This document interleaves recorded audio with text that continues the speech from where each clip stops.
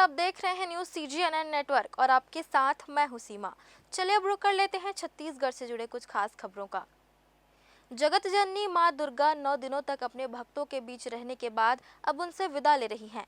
भक्त भी पूरी आस्था और श्रद्धा के साथ उन्हें विदा कर रहे हैं, इसी आह्वान के साथ कि वह अगले बार भक्तों के बीच पहुंचकर उन्हें अपना आशीर्वाद प्रदान करें।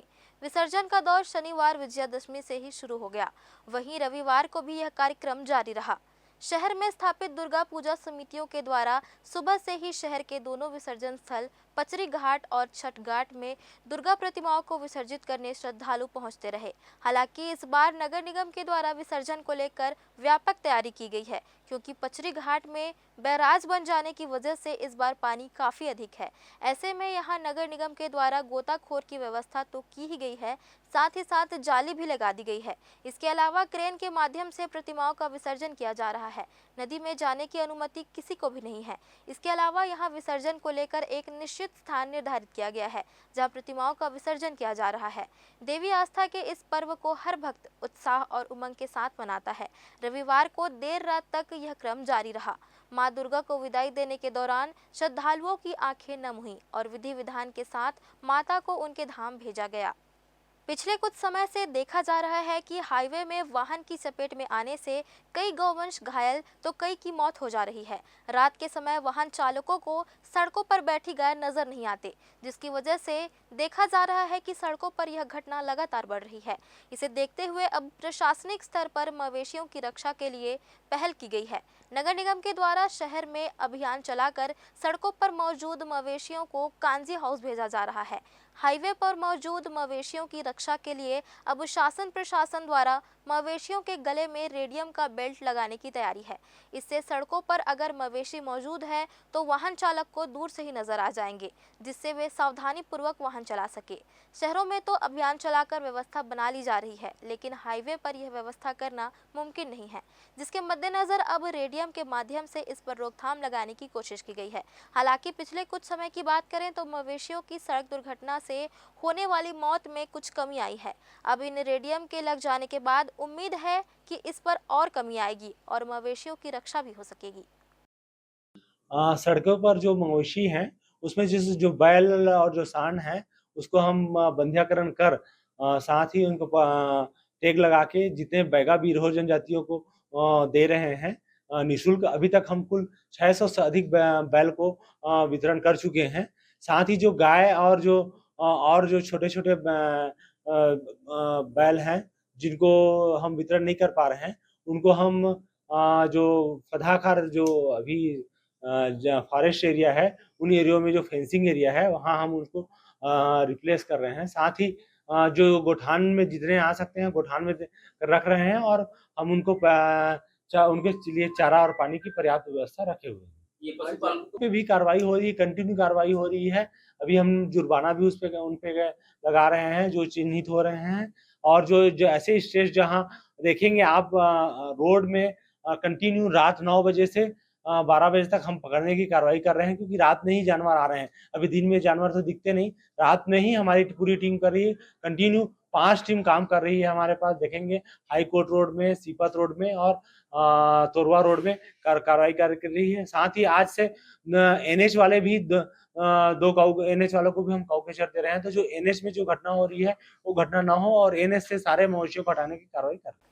दक्षिण पूर्व मध्य रेलवे के द्वारा ट्रेनों की समयबद्धता को ध्यान में रखते हुए भारतीय रेल के सुचारू रूप से आवागमन को सुनिश्चित करने के लिए तीनों मंडलों में रेलवे सुरक्षा बल के द्वारा ऑपरेशन समय पालन के तहत अभियान चलाया जा रहा है, जिसमें आम यात्रियों को रेलवे स्टेशनों एवं यात्री ट्रेनों में रेलवे सुरक्षा बल के सदस्यों द्वारा लाउड हेलर एवं अन्य माध्यमों से जागरूक किया जा रहा है। बिना उचित एवं पर्याप्त कारण के चैन पुलिंग किया जाना रेलवे अधिनियम के तहत एक दंडनीय अपराध है, जिसके तहत रेलवे सुरक्षा बल के द्वारा धारा 141 रेलवे एक्ट के तहत कार्रवाई की जाती है, जिसमें 1 वर्ष तक की सजा का प्रावधान है। दक्षिण पूर्व मध्य रेलवे द्वारा वर्ष 2024 सितंबर तक बिना उचित और पर्याप्त कारण के अलार्म चैन पुलिंग करने वाले 2519 व्यक्तियों पर कार्रवाई करते हुए करीबन 10.66 लाख रुपए का जुर्माना कराया गया है। इसी प्रकार वर्ष 2023 में 3129 व्यक्तियों पर कार्रवाई करते हुए करीबन 14.71 लाख रुपए का जुर्माना कराया गया है।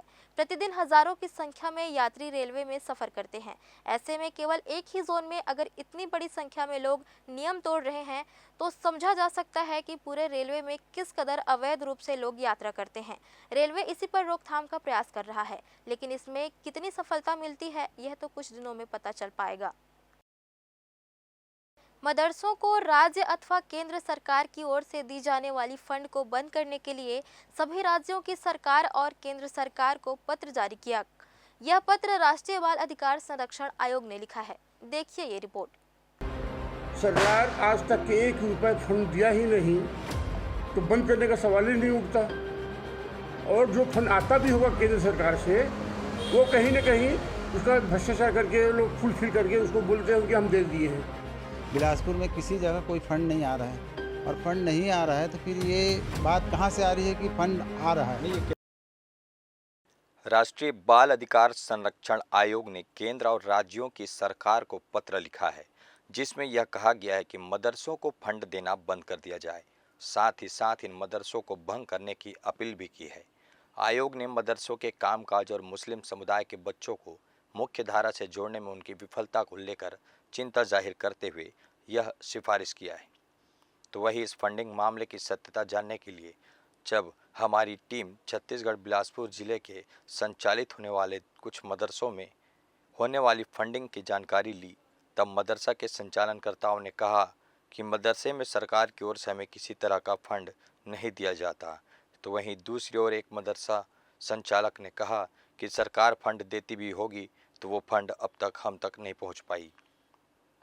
राष्ट्रीय बाल अधिकार संरक्षण आयोग के चेयरपर्सन प्रियंक कानूनगो ने देश भर में मदरसों में पढ़ रहे बच्चों के अधिकारों को लेकर सभी राज्यों और केंद्र शासित प्रदेशों के मुख्य सचिवों और प्रशासकों को एक पत्र लिखा है। इस पत्र में मदरसों और बच्चों के संवैधानिक अधिकारों के बीच के टकराव को दूर करने के उपाय सुझाए गए हैं। राज्यों के बारे में तो मैं नहीं जानता, पर छत्तीसगढ़ राज्य के बारे में, सरकार के बारे में जानता हूँ, क्योंकि मैं भी एक मदरसा संचालित करता हूँ, उसका मैं सदर हूँ, अध्यक्ष हूँ इस तरह से। और भी जितने मदरसे हैं उसके बारे में भी मैं जानता हूँ। सरकार आज तक के 1 रुपये फंड दिया ही नहीं तो बंद करने का सवाल ही नहीं उठता। और जो फंड आता भी होगा केंद्र सरकार से वो कहीं ना कहीं उसका भ्रष्टाचार करके लोग फुलफिल करके उसको बोलते हैं कि हम दे दिए हैं। लेकिन मैं तो नहीं सुना हूँ कि ये कभी मदरसों में फंड आता हो। और ये जानबूझ के सरकार जो है, भारतीय जनता पार्टी सरकार, ये हिंदू मुसलमान होते रहे, मदरसा कब्रस्तान शमशान की बात होते रहे, और जब हिंदू मुस्लिम की बात होगी तो डिबेट होगा तो बाकी चीज़ों में ध्यान जाएगा नहीं। इसलिए कुछ ना कुछ शिगुफा छोड़ते हैं वो, ताकि इसमें चर्चा होते रहे और मीडिया में आते रहे। क्या मदरसों में गैर मुस्लिम बच्चे भी रहते हैं? पहला चीज़ तो मैं अब्दुल हमीद भारतीय नगर का निवासी हूँ और मस्जिद का मदरसे का जिम्मेदार हूँ। और हमारे बिलासपुर में मुझे जो जानकारी है, इस मोहल्ले को छोड़ कर के भी बिलासपुर में किसी जगह कोई फंड नहीं आ रहा है और फंड नहीं आ रहा है तो फिर ये बात कहाँ से आ रही है कि फंड आ रहा है। नहीं, ये केवल बिलासपुर की बात नहीं, पूरे देश भर के राज्य है वहाँ की बातें चल रही है। अच्छा, पूरे देश की चल रही है। हमारे बिलासपुर में तो फिलहाल नहीं किसी जगह पे भी किसी मदरसे पे नहीं आ रहा। उनका यह भी कहना है कि जो मदरसे में बच्चे पढ़ते हैं उनका शिक्षा स्तर बेहतर नहीं है। बेहतर है ना, शिक्षा स्तर इसलिए बेहतर है कि वो जो बच्चे खेल के या बदमाशी करके या कोई काम ना करके जो चौक चौराहे में गुंडागर्दी करते हैं वो सब छोड़ के मदरसे जो बच्चे तालीम हासिल करते हैं, एक्चुअल में ज़्यादातर कोचिंग के सिस्टम पे मदरसे चल रहे हैं। और ऐसा नहीं है कि खाली जो बाहरी जो आके बच्चे आके पढ़ रहे हैं, ऐसे कम तर पे है ये बिलासपुर में। उन्होंने पत्र में यह भी कहा गया है कि आरटीआई अधिनियम 2009 का उद्देश्य समानता, सामाजिक न्याय और लोकतंत्र जैसे मूल्यों को हासिल करना है, लेकिन मदरसों के कारण बच्चों के मौलिक अधिकारों और अल्पसंख्यक समुदायों के अधिकारों के बीच एक टकराव उत्पन्न हो गया है। धार्मिक संस्थानों को आरटीआई अधिनियम से छूट मिलने के कारण केवल धार्मिक संस्थानों में पढ़ने वाले बच्चों को औपचारिक शिक्षा प्रणाली से बाहर कर दिया गया है। पत्र में यह भी कहा गया है केवल एक बोर्ड का गठन करना या UDISE कोड लेना यह नहीं दर्शाता कि मदरसे आरटीआई अधिनियम की शर्तों का पालन कर रहे हैं। इसलिए सभी राज्यों में मदरसों और मदरसा बोर्डों को राज्य से वित्तीय सहायता रोकने और उन्हें बंद करने की सिफारिश की गई है। यह भी कहा गया है कि चूंकि मदरसा बोर्ड नियमों का पालन नहीं कर रही है, इसलिए इन्हें भी बंद किया जा सकता है। इसके अलावा यह भी सुझाव दिया गया है कि सभी गैर मुस्लिम बच्चों को मदरसों से बाहर निकालकर स्कूलों में दाखिल कराया जाए। तिफरा से यदुनंदन नगर जाने वाला मुख्य सड़क जर्जर हो गया है। इसे बनाने की जवाबदारी CSIDCL की है। औद्योगिक क्षेत्र तिफरा जाने वाला मुख्य सड़क अब चलने लायक नहीं रह गया है। यहाँ सड़क पर गड्ढा है या गड्ढे पर सड़क, समझ में नहीं आता। इस गड्ढानुमा सड़क से क्षेत्र की बड़ी आबादी का आना जाना होता है। औद्योगिक क्षेत्र होने के कारण यहाँ कई उद्योग भी संचालित हैं, जिसमें रोजाना सैकड़ों भारी वाहनों का आवागमन होता है। जगह जगह गड्ढा होने के कारण यहाँ से गुजरने वाले लोग बड़ी सावधानी से वाहन चलाते हैं। अगर वहाँ चलते समय थोड़ी सी भी चूक हुई तो हादसा हो सकता है।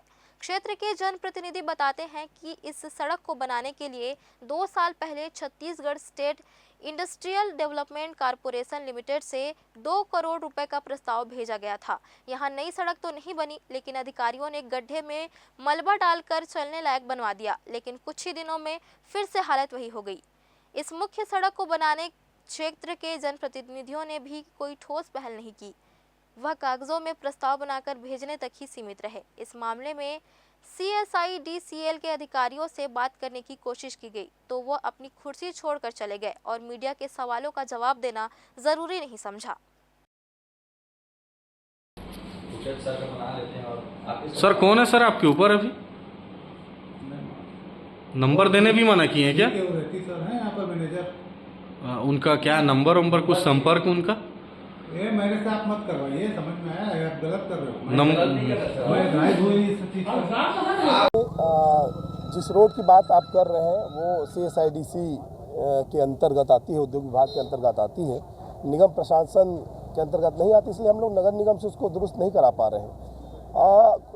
साल 2 साल पहले हमने पार्षद के माध्यम से, श्रीमती गायत्री लक्ष्मीनाथ साहू के माध्यम से पत्र लिखा था CSIDC को और उसमें पुनः निर्माण की मांग की गई थी, लेकिन पुनः निर्माण नहीं हुआ, लेकिन उसमें रिपेयरिंग का काम किया गया था। और रिपेयरिंग भी ऐसा था कि साल 2 साल बाद फिर से वही गड्ढे नज़र आने लगे हैं। संबंधित विभाग के अधिकारियों से बात करने पर उन्होंने कहा है कि यहाँ पर 3 करोड़ का एस्टीमेट बनाकर प्रशासन को भेजा गया है CC सड़क के लिए, लेकिन शासन द्वारा फंड स्वीकृति नहीं हो रही है, राशि स्वीकृति नहीं हो रही है, इसलिए वो काम अटका पड़ा। तो मैं आपके माध्यम से शासन प्रशासन से निवेदन करना चाहूँगा कि 30-40 हज़ार की आबादी वाली तिफरा क्षेत्र के लोग इस गड्ढे में चलने को मजबूर हैं। स्कूल जाने वाले बच्चे और लगातार यहाँ पर घटनाएं हो रही है, एक्सीडेंट हो रहा है ना, और अभी त्योहारों का भी सीजन है, लोग मजबूर हैं ऐसे गंदे और गड्ढे रास्ते में चलने के लिए। निवेदन करूँगा जल्द से जल्द उसके मरम्मत के लिए कुछ न कुछ कदम उठाएं। फिलहाल इस बुलेटिन में इतना ही। अगले बुलेटिन में फिर होगी मुलाकात। तब तक के लिए मुझे और मेरी पूरी टीम को दीजिए इजाजत। धन्यवाद।